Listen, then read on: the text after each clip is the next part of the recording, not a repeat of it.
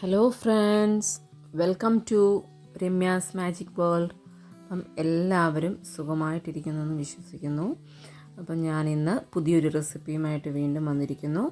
ഇന്ന് ഞാൻ ചെയ്യാൻ പോകുന്നത് നമ്മുടെ പാഷൻ ഫ്രൂട്ട് വെച്ചിട്ടുള്ള 2 റെസിപ്പി ഒരുമിച്ച് കാണിക്കാമെന്നാണ് വിചാരിക്കുന്നത്. പാഷൻ ഫ്രൂട്ടിൻ്റെ ഒരു ചമ്മന്തിയും പാഷൻ ഫ്രൂട്ട് വെച്ചൊരു അച്ചാറും. അപ്പം അതിന് വേണ്ടിയിട്ട് നമുക്ക് റെസിപ്പിയിലേക്ക് പോകാം. അപ്പോൾ അതിനാവശ്യമായിട്ട് ആദ്യം എന്താണ്, പാഷൻ ഫ്രൂട്ട് തന്നെ വേണം. അപ്പം നമ്മളുടെ പാഷൻ ഫ്രൂട്ട് വീട്ടിലുള്ള പാഷൻ ഫ്രൂട്ടാണ്. നമ്മുടെ വീട്ടിൽ നിന്ന് പറിച്ച പാഷൻ ഫ്രൂട്ടാണ്. ഈ റെഡ് ഇനത്തിലുള്ള പാഷൻ ഫ്രൂട്ടാണ്. നല്ല മധുരമുള്ളതാണ്. ഈ റെഡ് കളർ നല്ല പഴുക്കുമ്പോൾ ഇതിൻ്റെ പച്ച പൊട്ടാണ്. ഈ പൊട്ടാണ് നമുക്ക് ചമ്മന്തി അരയ്ക്കാനൊക്കെ കൊണ്ട് വേണ്ടത്. ഇതുപോലത്തെ കുഞ്ഞ് ഒരു പൊട്ട് പാഷൻ ഫ്രൂട്ടാണ് ചമ്മന്തിക്ക് വേണ്ടത്. അപ്പോൾ അതിൽ ഒരെണ്ണം നമ്മൾ കഴുകി വൃത്തിയാക്കി എടുത്തു. കണ്ടില്ലേ, തീരെ പൊട്ടാണ്. ഇതിനകത്തെ കുരു പോലും ഇങ്ങനെ കുരു ഇങ്ങനെ വരുന്ന ഒരു സ്റ്റേജ് ആകത്തുള്ളൂ. അതിനകമാണെങ്കിൽ ഇങ്ങനെ ഇച്ചിരി സോഫ്റ്റായിട്ടിരിക്കുന്ന പോർഷനാണ്. കണ്ടില്ലേ, ഇതിൻ്റെ നമുക്ക് ഈ മിഡിൽ പോർഷൻ വേണ്ട, അതിൻ്റെ തോടാണ് നമുക്ക് ആവശ്യം. കണ്ടില്ലേ, മിഡിൽ പോർഷൻ എടുത്ത് കളഞ്ഞിട്ട് ഈ തോട് നമ്മൾ എന്ത് ചെയ്യുന്നു, ഇങ്ങനെ അരിഞ്ഞ് ഇങ്ങനെ കുഞ്ഞതായിട്ട് അരിഞ്ഞ് എടുത്ത് വെക്കുന്നു. ഇത് ഉപയോഗിച്ചാണ് നമ്മൾ ചമ്മന്തി അരയ്ക്കുന്നത്. ഇതല്ലാതെ നമ്മളുടെ പഴുത്ത പാഷൻ ഫ്രൂട്ടിൻ്റെ ജ്യൂസ് വെച്ചും നമുക്ക് ചമ്മന്തി അരയ്ക്കാം. ഇത് വേറൊരു രീതിയിൽ. അങ്ങനെ ആ ഒരു പാഷൻ ഫ്രൂട്ടിൻ്റെ പകുതി തോടാണ് ഞാൻ എടുത്തത്. പിന്നെ ഇതുപോലെ ഒരു പച്ച കളർ തന്നെയാണ് പാഷൻ ഫ്രൂട്ട്, പക്ഷേ അതിൻ്റെ ഉള്ളിലത്തെ ജ്യൂസിന് മഞ്ഞ നിറം വന്ന് ചെറിയ ജ്യൂസി ആയി തുടങ്ങി. ആ ഒരു സ്റ്റേജിൽ നിൽക്കുന്ന ഒരു പാഷൻ ഫ്രൂട്ടിൻ്റെ ഇച്ചിരി ജ്യൂസ്, കാരണം എന്ന് വെച്ചാൽ നല്ല പുളിയായിരിക്കും ഈ ഒരു സ്റ്റേജിൽ. അതിൽ നല്ല റെഡ് കളർ വീണ് കഴിയുമ്പോഴതിന് നല്ല മധുരം വരത്തുള്ളൂ. അങ്ങനെ നമുക്ക് ആവശ്യമായിട്ട് പാഷൻ ഫ്രൂട്ടിൻ്റെ തോടരിഞ്ഞത്, തേങ്ങ, ആ ഹാഫ് പോർഷൻ്റെ ജ്യൂസ്, കറിവേപ്പില, ഇഞ്ചി, ചെറുള്ളി, ഇത്രയും സാധനങ്ങളാണ് നമുക്ക് ചമ്മന്തി അരയ്ക്കാൻ വേണ്ടത്. ഇനി എരിക്ക് ആവശ്യമായിട്ട് മുളക് പൊടി, ഉപ്പ് നമ്മൾ അരയ്ക്കുമ്പോൾ ചേർക്കും. അപ്പം ആദ്യം നമുക്ക് ഈ പാഷൻ ഫ്രൂട്ടിൻ്റെ തോടും അതരിഞ്ഞു വെച്ചതും, അതിന് കട്ടിയൊന്നുമില്ല കേട്ടോ, നമുക്ക് നല്ല ടേസ്റ്റ് തന്നെയാണ്. നമ്മൾ ഇങ്ങനെ വിചാരിക്കും ഈ ഇതും കൊണ്ട് ചമ്മന്തി അരച്ചാൽ കൊള്ളാമോ എന്നൊക്കെ. പക്ഷേ നമുക്ക് നല്ല ടേസ്റ്റാണ്, ഒരു വെറൈറ്റി ടേസ്റ്റ് കിട്ടും. ഇഞ്ചിയും ചെറുള്ളിയും കറിവേപ്പിലയും എല്ലാം നമ്മൾ ഇട്ട് പിന്നെ അത് അത്രയും നന്നായിട്ടൊന്ന് അരച്ചുകൊണ്ട് വരിക. അതിനുശേഷം നമുക്ക് തേങ്ങയിട്ട് അരച്ചാൽ മതിയാവും. അങ്ങനെ അത് നന്നായിട്ട് ഒന്ന് അരച്ചെടുത്തുകൊണ്ട് വന്നു.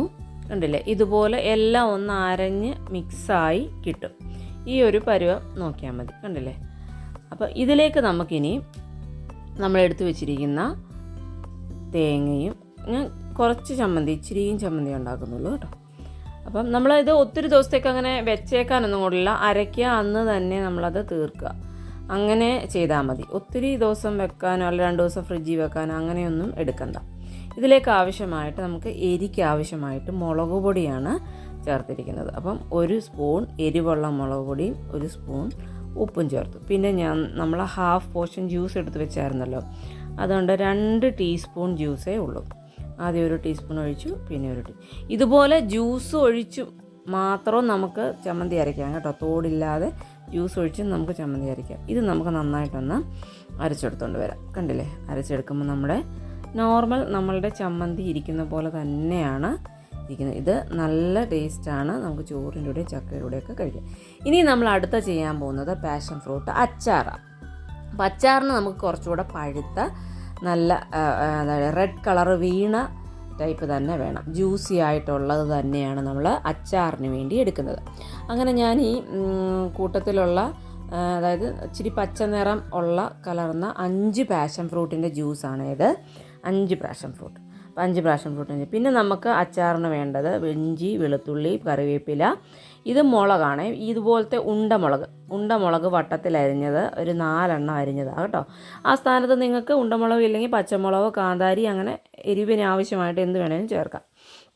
ഇനി നമ്മൾ എപ്പോഴും അച്ചാറിടുമ്പോൾ നമ്മൾ ചെയ്യുന്നത് ഒന്നീ നല്ലെണ്ണ അല്ലെങ്കിൽ വെളിച്ചെണ്ണ. അപ്പോൾ നമ്മളിവിടെ വെളിച്ചെണ്ണയാണ് ഇപ്പോൾ എടുത്തേക്കുന്നത് കേട്ടോ. അപ്പോൾ വെളിച്ചെണ്ണ എടുത്തു, അതിലേക്ക് നമ്മൾ കടുക് ഒരുവിധം നമുക്ക് എല്ലാവർക്കും അച്ചാറിടാൻ അറിയാമല്ലോ. കടുകിട്ട് പൊട്ടിച്ച് കഴിയുമ്പോൾ അതിലേക്ക് ഇഞ്ചി ഇടണം. ഇഞ്ചി ഇട്ടതിന് ശേഷം വെളുത്തുള്ളി ഇടുക. വെളുത്തുള്ളി ഇത് രണ്ടും അത്യാവശ്യം ഒന്ന് മൂത്ത് കഴിയുമ്പോൾ നമുക്ക് ഒന്നെങ്കിൽ പൊടികളൊക്കെ ചേർത്ത് ഇതിനെ വഴറ്റണം. അപ്പോൾ നമ്മൾ പച്ചമുളക് അരിഞ്ഞിട്ടുണ്ടായിരുന്നു, അതിട്ടില്ല, അതിട്ടു. ഇത്രയും കൂടെ ചേർത്ത് നന്നായിട്ടൊന്ന് വഴണ്ട് വരണം. ഇത് മൂന്നും കൂടെ നന്നായിട്ടൊന്ന് വഴണ്ട് നന്നായിട്ട് വരണം. അപ്പം ഇവിടെ കറിവേപ്പില ചേർക്കണം കേട്ടോ. ഞാനാണെങ്കിൽ കറിവേപ്പില ചേർക്കാൻ മറന്നുപോയി, പിന്നീടാണ് ചേർത്തത്. അപ്പോൾ ഈ സ്ഥാനത്ത് നമുക്ക് കറിവേപ്പില ചേർക്കാം. ഇവിടെ 2 ടേബിൾ സ്പൂൺ മുളക് പൊടി ചേർത്തു. ടേബിൾ സ്പൂൺ അല്ല, ടീസ്പൂണാണേ. അപ്പം 3 ടീസ്പൂൺ മുളക് പൊടി ചേർത്തു. 1/4 ടീസ്പൂൺ മഞ്ഞൾപ്പൊടിയും ചേർത്തു. അപ്പം ടോട്ടൽ 3 ടീസ്പൂൺ മുളക് പൊടിയും 1/4 ടീസ്പൂൺ മഞ്ഞൾപ്പൊടിയും ആവശ്യത്തിന് ഉപ്പും ചേർത്ത് നമ്മളിതിനെ നമുക്കറിയാമല്ലോ, പൊടികളൊന്ന് ചൂടായി വരുമ്പോഴത്തേനും നമ്മൾ എന്ത് ചെയ്യുന്നു, നമ്മുടെ പാഷൻ ഫ്രൂട്ട് ജ്യൂസ് ഉൾപ്പെടെ അങ്ങോട്ട് ഒഴിച്ചു കൊടുക്കും. കണ്ടില്ലേ, പാഷൻ ഫ്രൂട്ട് അച്ചാർ നമുക്ക് ഫ്രിഡ്ജിൽ വെച്ച് വേണം യൂസ് ചെയ്യാൻ. ഒരാഴ്ച വരെയൊക്കെ നമുക്ക് യൂസ് ചെയ്യാം. ഒഴിച്ചപ്പോഴത്തേനും അതങ്ങ് തിക്കായി. കറിവേപ്പില മുമ്പിടാൻ മറന്നു ഇപ്പോഴായിട്ട് കേട്ടോ. അപ്പം നല്ല ഉണ്ടല്ലേ, നല്ല തിക്ക്, നല്ല ടേസ്റ്റാണ്. നമ്മൾ വിചാരിക്കുന്നതിനെക്കാട്ടി നല്ല ടേസ്റ്റാണ്. ഇനി നമ്മൾ എപ്പോഴും അച്ചാറിന് ചേർക്കുന്നതാണ് കായപ്പൊടി, ഉലുവാപ്പൊടി. അപ്പോൾ ആദ്യം കുറച്ച് കായപ്പൊടി ചേർത്തു.